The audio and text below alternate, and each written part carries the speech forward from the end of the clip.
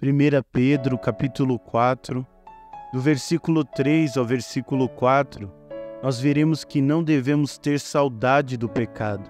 Versículo 3.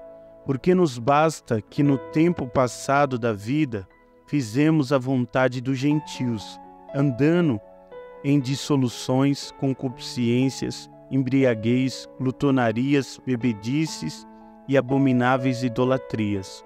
Pedro mostra que o cristão não deve ter saudade do seu passado pecaminoso, pois eles eram escravos do pecado. Pedro diz que os cristãos perderam bastante tempo da sua vida vivendo para o pecado, e ele vai citar 6 pecados que os cristãos praticavam quando eram ignorantes e escravos do diabo. É por isso que Pedro diz que eles não podem mais desperdiçar tempo com o pecado, mas dedicar o resto da sua vida para fazer a vontade de Deus. O primeiro pecado que Pedro cita é dissoluções. Dissoluções são desejos de imoralidade sexual e depravação. O segundo é concupiscências, são desejos perversos. O pecado da luxúria é o excesso de busca insaciável pelos prazeres carnais e a sexualidade extrema.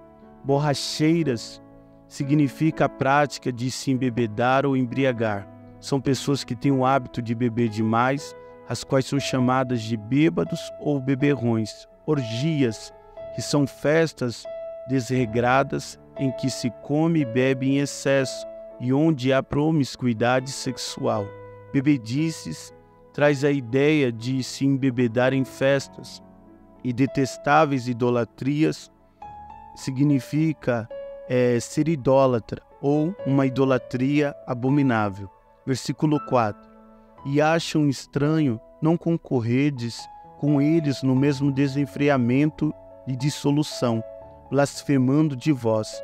Pedro diz que os ímpios, aqueles que não são cristãos, eles ficam surpresos e até falam mal dos cristãos, pois os cristãos não frequentam mais os lugares que eles frequentavam antes. Eles não falam mais o que falavam antes. Eles não fazem mais o que faziam antes. O mundo não entende quando os cristãos não participam mais das coisas imorais deste mundo. Os ímpios não conseguem entender como os cristãos gostam de viver, na prática, gostam de viver fora da prática do pecado. Falar palavrões, mentir, fazer sexo fora do casamento, embriagar-se, fumar, usar droga, frequentar festas ilícitas. O mundo não consegue entender como o cristão consegue viver sem essas coisas.